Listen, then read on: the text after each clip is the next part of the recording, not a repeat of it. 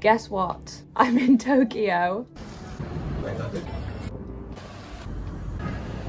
So I'm here for 2 weeks because my partner has a conference that's happening next week in Yokohama.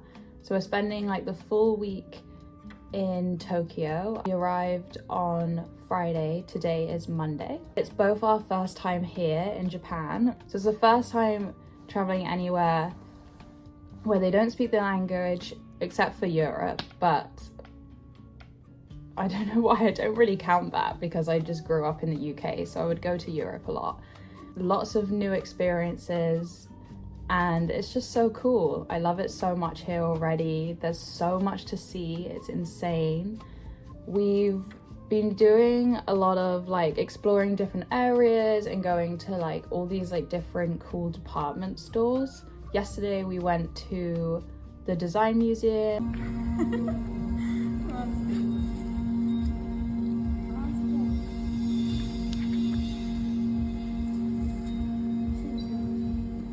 Today we're going to Ginza, which has a graphic design museum that I want to go to. It has one of the largest department stores for stationery. My partner has to do some work for like an hour. We're gonna go to a nice cafe and I'm gonna take my sketchbook and do some drawing for a bit.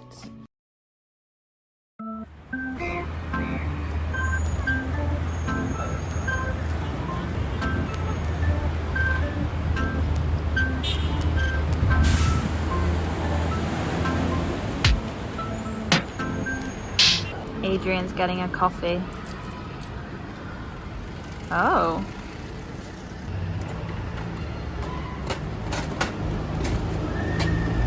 Nice. Wow, look at that.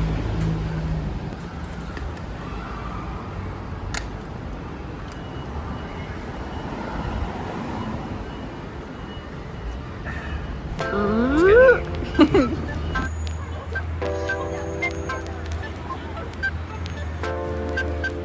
Okay, I'm gonna try.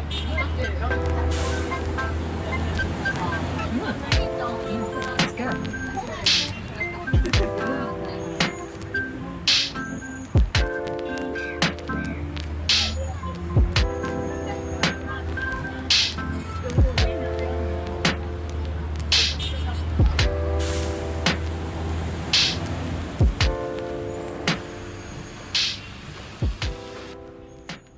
So we went to the Ginza Graphic Gallery, which is free to visit, and I definitely recommend it if you are interested in design.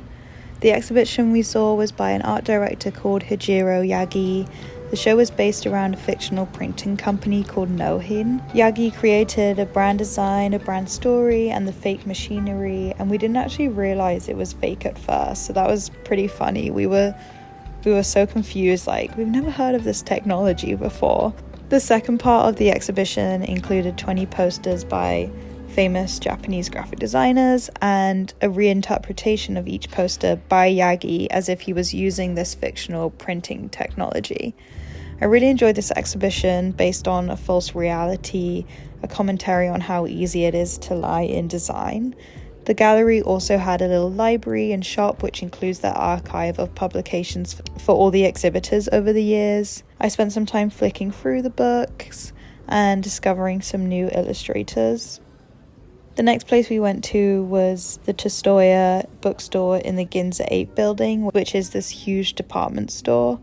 But it wasn't your ordinary sterile department store. This one had mini art and photography exhibitions and pop-up stores and art installations. The bookstore had an amazing collection of artist books, manga, zines, fashion magazines, you name it. And then we checked out the rooftop because I had seen that there was an art installation happening there that looked really fun, but it had finished already.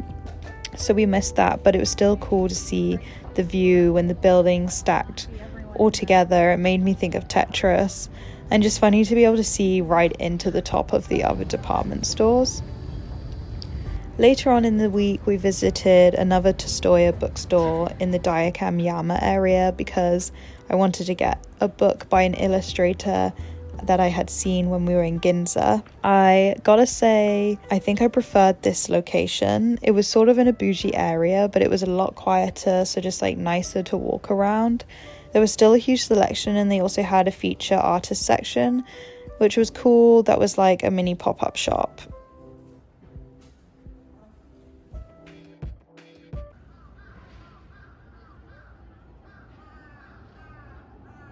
Good morning. We are currently on our way to a gluten-free bakery in Shibuya. We got off at the Harajuku line and we're walking through the park, taking the scenic route. I've got a mint green iced green tea. Today we are gonna have the morning in Shibuya, but like the quieter area, explore that a bit more. And then we're going to a old bookstore area. I can't remember the name of it and I don't want to butcher it, but we'll add it when we get there. So that's on the docket for today.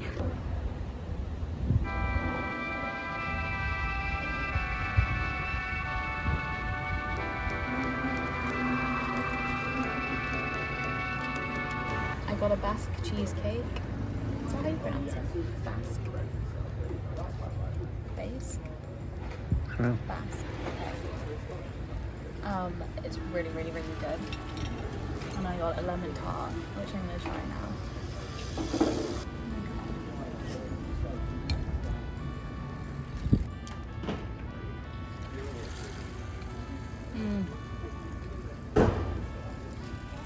That's so good.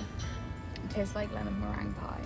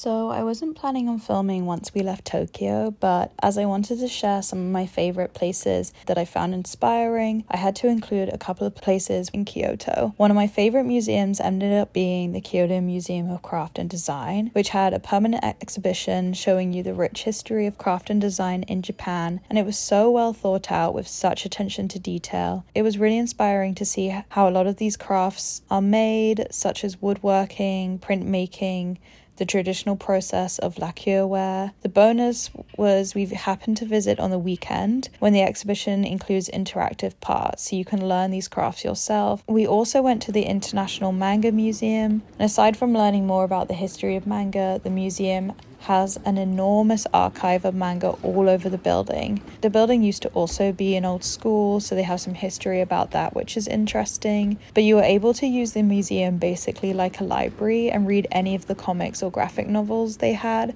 So many people were littered around the building and sat in crevices, and you could just pick any book and read it, and it was so cool.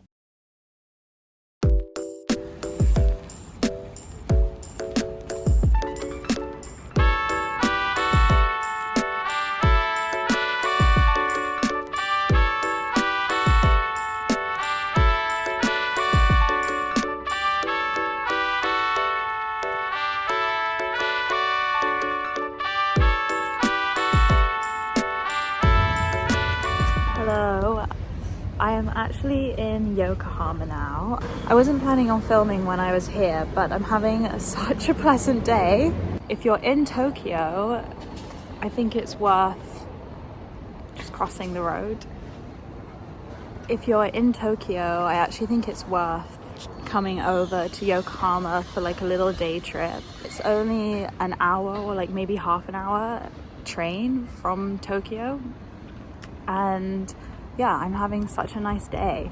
I did a little bit of research this morning of kind of the area that's like a bit more arty in Yokohama, and so I've been spending the rest of the day in that area. I'll pop it up on the screen because I never remember where I actually am. I read online that this part of town used to be a bit more of a sketchy area. It was really run down, and then the city decided to put in a lot of money to make it more of an arts quarter. And I just like looked in this really lovely art bookstore, so there were like lots of zines, it's lots of local artists. I bought some postcards, and then I went to a cafe right next door, and I was drawing, and I was chatting to the owner mainly via Google Translate, and I was asking if there was anywhere for lunch,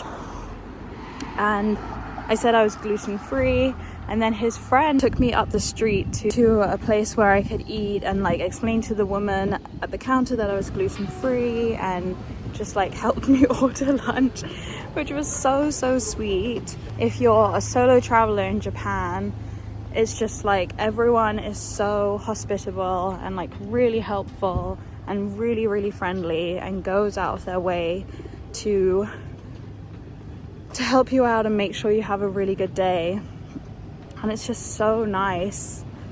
And obviously I'm not really traveling on my own, but my partner's at the conference now, so I'll be spending the next couple of days hanging out on my own. But right now I'm just heading to a little gallery that's in the same quarter as where I was this morning before lunch, but it was closed. It opened at 1, so I'm heading back there.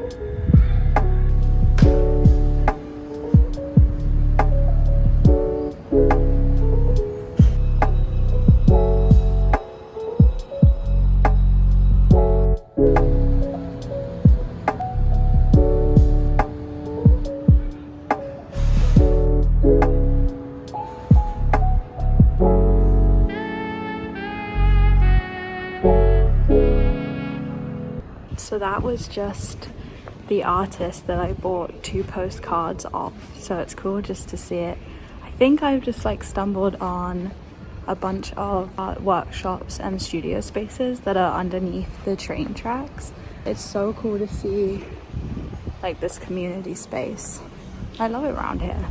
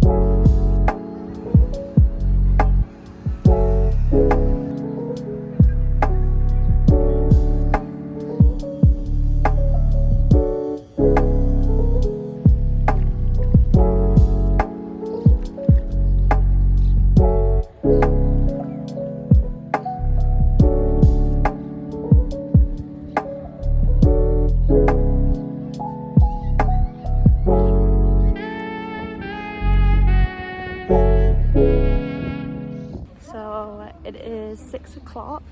I just went to Yamashita Park, which is in the newer area of Yokohama. Just drew my sketchbook, sat on a bench, drew the ship that was like right in front of me, which I never do, so that was nice. Tried out a pen that I got when I was in Tokyo. Now I'm heading to a street that looks like it's got some nice shops, some thrift stores, maybe some like local makers. I haven't like had any success finding any thrift shops here that aren't just like clothes that are imported from America. But I did some digging on Reddit and I found out that you should be searching for recycle stores, not thrift stores or not consignment stores. And so I don't think I'm making it today to any of them, but I couldn't find any of the shops I was just talking about, so I decided to stray from the main road and I stumbled on this neighborhood. Actually, I did come across a little vintage store that's coming up, which felt like a treasure of a find, but again, it was vintage imports from America and Mexico, and so not what I was looking for. Anyway, I wish I could explain how blissed out I felt just winding through these back streets. It was golden hour, the temperature was just right. It was really quiet except for that soft hum of my surroundings, the sweet spot time of day, and I remember feeling really emotional because I just felt so lucky that I was able to spend time exploring a country that I've seen in the movies and I've read about and that has always seemed so magical to me. And in this moment, I really felt like I was experiencing what I had always imagined, and it just felt really overwhelming. And I felt very, very grateful, actually, that I was able to have these moments on my own.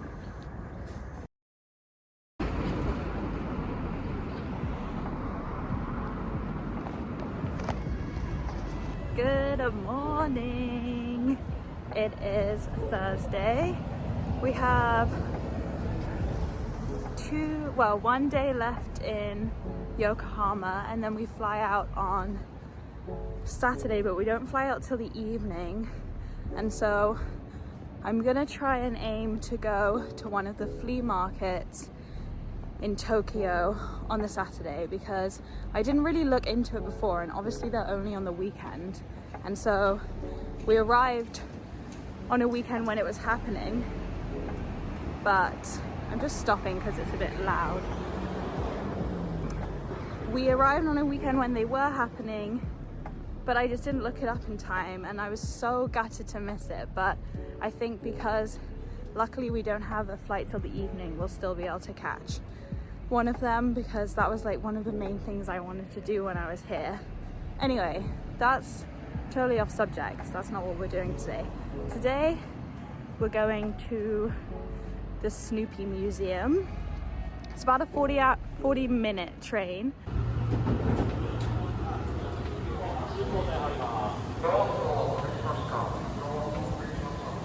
I'm not really sure what I was expecting out of this museum, but I was ever so slightly disappointed. I had a really fun time looking at the massive archive of vintage products that have come out of the Charlie Brown franchise. They also had so many of the comic strips printed on the walls for you to read, and so I did enjoy spending time reading them all because they are also heartwarming and they do make me chuckle a lot. But I think I wanted to learn more about how Charles Schulz, the cartoonist, came up with the storyline and more about the technique and style behind his illustrations. I felt like I saw a lot of what I know and love, and that was still really fun, but I didn't come out of it feeling like I had learned a ton of new insight into the franchise and into Charles himself. In the last few years, they relocated the museum to this new shiny space, so I was expecting a bit more out of it. I was also really looking forward to going through the gift shop, but nothing really caught my eye. I think maybe because it was all new, and I have such a soft spot for vintage Snoopy.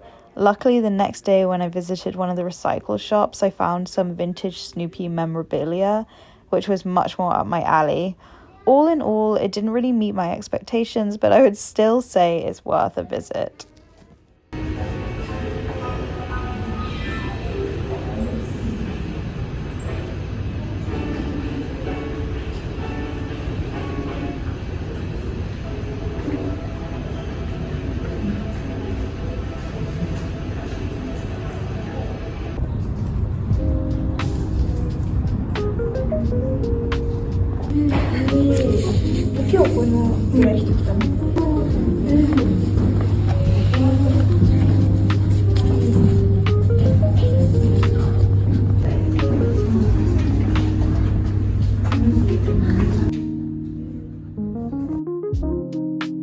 Hello, you have made it to the end of the video. I'm sorry that it finishes pretty abruptly. I only really planned to film when I was in Tokyo, and then when I got to Yokohama and I was like on my own, it just made sense to me to film when I was there and like share, and there was like lots that I wanted to share with you, but I also didn't want to film the whole time. I wanted to like enjoy my travels without my like content brain on, so I had a bit of a hard time getting that balance. But I hope you enjoyed coming along with me for some of the trip, and I hope maybe you got some ideas for if you ever visit. I'm editing this video like a couple of months later, and I really miss Japan. I loved it so much. Editing it really makes me want to go back, and I really hope that I can one day, maybe sooner than I think again. I would love to go back and visit some more rural areas or like smaller cities, or there's this like art island that I've heard so much about that I would have loved to see, but as we were only there for a short amount of time and we knew that we would like love Tokyo, we didn't want to do a trip where we were like rushing around trying to see so much. If you've been to Japan, if you plan to go, or if you live there, firstly, very jealous if you live there. Secondly, if you have any places that you didn't see in this video that you loved, some of your favorite places, please let me know in the comments. Maybe I can go to them when I go back, or I just would love to know what you enjoyed seeing, because you know there's so much to see there. I'm sure there's like lots that I missed that I would really love to check out next time. I collected lots of things when I was there, and I also bought some items, and I also drew in my sketchbook. Normally when I'm traveling, I don't really find the time to sketchbook when I'm there. As I was on my own for some of it, I was able to do that, and I was so inspired that when I got back I drew a lot as well. So like the title says, there will be a part 2 where I'll show you my haul and I'll go through my sketchbook with you guys. So hopefully that will come out pretty soon. I'm hoping to get that out like sooner than a month, which is sort of what I'm managing with each vlog. I have like a bit of a backlog of videos, and it's like making me stressed, but I'm still enjoying editing them. I just like have to do it when I can find the time, and that can be a bit tricky. Anyway, Thank you again for watching. I hope you enjoyed it. Please subscribe and leave me a comment if you like what you saw. And I will see you again hopefully very soon. Bye! We've just found one of the toilets, public washrooms from Perfect Days.